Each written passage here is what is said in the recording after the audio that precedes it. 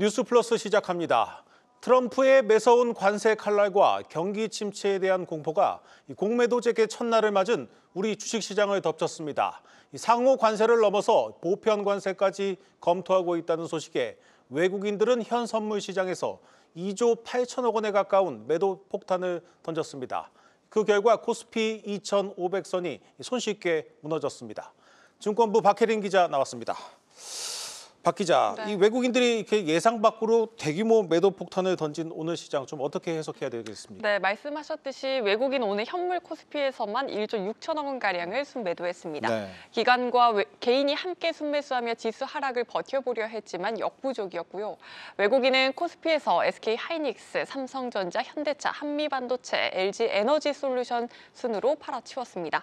위험 회피 심리가 확산하며 환율은 크게 튀었습니다. 오늘 원달러 환율은 1,472.9원까지 뛰어 연고점까지 단 3원 남겨둔 상황입니다.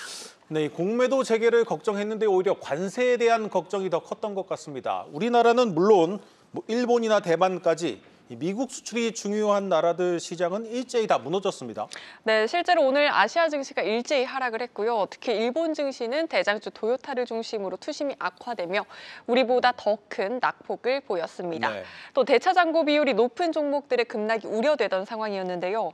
이들의 낙폭이 두드러지긴 했지만 또 반드시 비율에 따라 주가 하락 규모가 비례했던 것은 아니었습니다. 즉 전문가들은 오늘 국내 증시의 하락이 비단 공매도 재개만의 이슈가 아니며 네. 만약 공매도 재개에 영향이 크다고 하더라도 단기적인 이슈에 불과할 것이라 이렇게 분석하고 있습니다.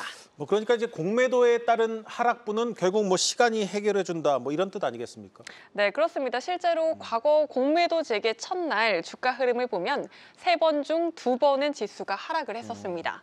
보시다시피 2011년 11월에 코스피와 코스닥 지수가 4%대 하락을 했고요. 2021년 5월엔 코스피가 1%대, 코스닥 지수가 2% 정도 하락을 했었습니다. 1개월로 범위를 넓혀보면 2011년 1.72% 하락했고 직전인 2021년에는 전국적인 주식 투자 붐이 일었음에도 1개월 코스피 수익률은 1.3%에 그쳤었습니다. 네. 다만 공매도 재개 이후 3개월 기준 코스피 수익률 지금 보시죠.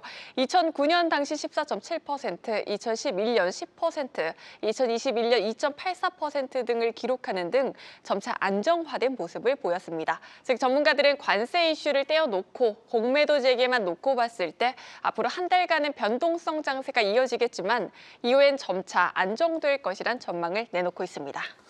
결국 이제 예고된 트럼프의 관세 폭탄이 가장 큰 리스크로 보이는데 실제로 상호 관세나 이 보편 관세 부과되는 분위기인데 이건 단기적인 이슈로 끝나긴 어렵지 않겠습니까? 네, 그렇습니다. 시장에선 4월 2일 이후에도 이 같은 불확실성은 여전히 지속될 것이다. 이렇게 예상하고 있습니다. 네. 트럼프 대통령이 2일 관세와 관련한 세부 사항을 발표하겠지만 추가적인 타협 가능성을 열어두거나 혹은 또 다른 압박이 나설 가능성 배제할 수 없다는 겁니다. 이번 발표는 초안격으로 협상을 통해 부과 시점과 정도가 반복적으로 수정되면서 불확실성이 연장될 가능성이 높다는 전망까지도 나옵니다. 이에 전문가들은 최소 4월 한 달은 격동의 달이 될 것으로 예상하고요. 그나마 관세 영향을 덜 받으며 실적이 안정적으로 성장할 수 있는 기업들에 주목하라고 조언합니다. 이 기준에 해당되는 대표적인 종목으로는 한화에어로스페이스, 삼성 바이오로직스, 삼양식품 등이 꼽힙니다. 네, 잘 들었습니다.